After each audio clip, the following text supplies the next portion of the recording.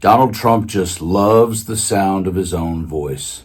I'm not telling you something you probably don't realize is very true and has been for a long time. The real question becomes, since it's so rare, what actually shuts Donald Trump up in this breaking story is the real point. Because Trump not only has been known to ramble off script as if there ever is one when he's speaking at a rally or some sort of presidential or campaign trail moment, he can't even stop talking while telling lies consistently. And many psychologists, going all the way back to 2015, have commonly said, well, those are the traits of a malignant narcissist. No matter what they say, true or otherwise, it's not about that.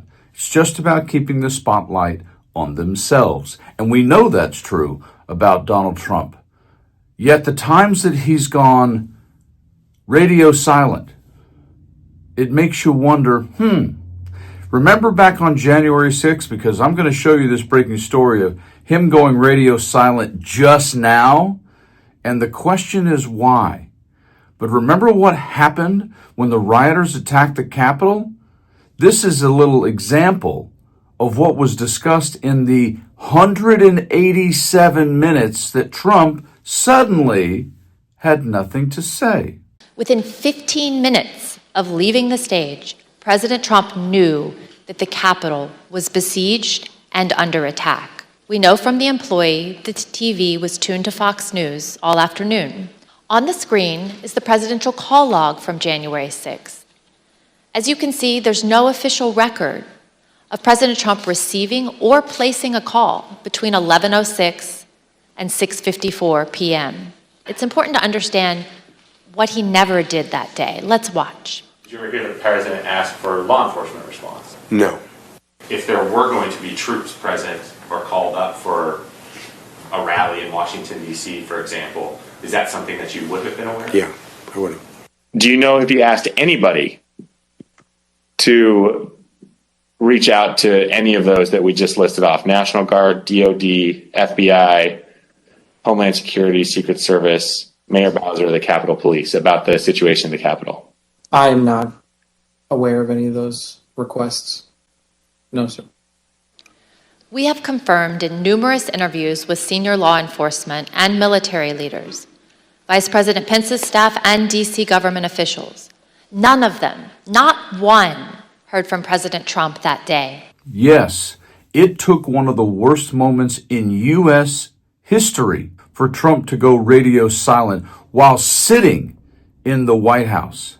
But in this breaking story, what has all of Trump's yammering every single day since January 20th has caused him to now go silent? Oh yeah, maybe it's that one thing Trump really only cares about: money.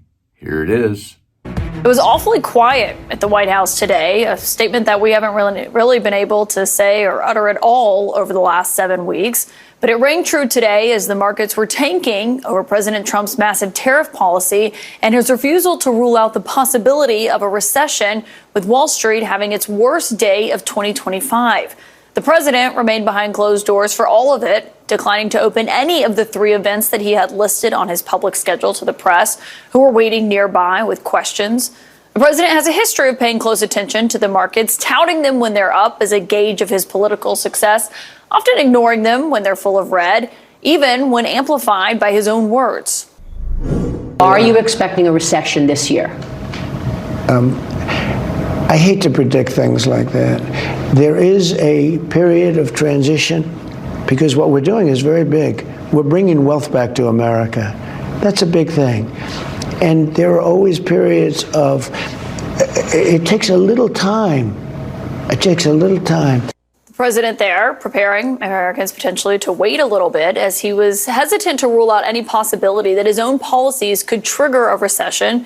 When he was given another chance later on Air Force One, flying back here to Washington, he said this. Are you worried about a recession? Maria Bartiromo asked you and you kind of hesitated. I'll tell you what, of course you hesitated. Who knows? Now, of course, the president is not saying that there will be a recession, but refusing to rule out the possibility is notable. Trump and his top economic advisors have argued that the moves that they are making here are necessary to rebalance the global trade system that they argue has unfairly put the United States in the place that it is now. Investors, though, are clearly spooked when you look at where the markets are and where they were on election day and just the last few months, as you can see here, compared to where they closed this afternoon. Now, all of this comes as the president is set to impose more tariffs this week, including on all U.S. steel and aluminum imports, vowing there will be no exemptions for that. And as for those businesses that are seeking clarity, the president said over the weekend, quote, they have plenty of clarity. Today, he declined to say as much, at least in front of the cameras. The problem when you run a campaign of any kind, when you purport any form of constant bliss, success, or, as we might say in America, hot knife through butter easy, is facing the facts when, oh yeah, you left out that part about the reality of what your end game is. And this is part of the problem I've found in the American voter, which I've seen for many decades in my life.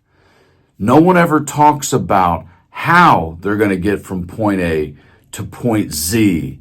They just say, you know, what we need is we need to do blah. Well, I don't know. It's going to be simple. You know, make Canada the 51st state. We should just do tariffs. It's good for everybody. We'll make billions and millions. We're going to make so much money. No one's going to know what to do with all the money we're going to make because it's 1827. Well, here's your problem, Donald. The reality is, I don't believe your tariffs. I don't believe playing the games you're doing with Canada and Mexico will work. But the bottom line is, like, everyone should understand there's a process to severe change. And a lot of times it's a rocky road before you get to the smooth one. I got a funny feeling when it comes to that, there might be a lot of silent Donald Trump days coming up. You guys stay frosty.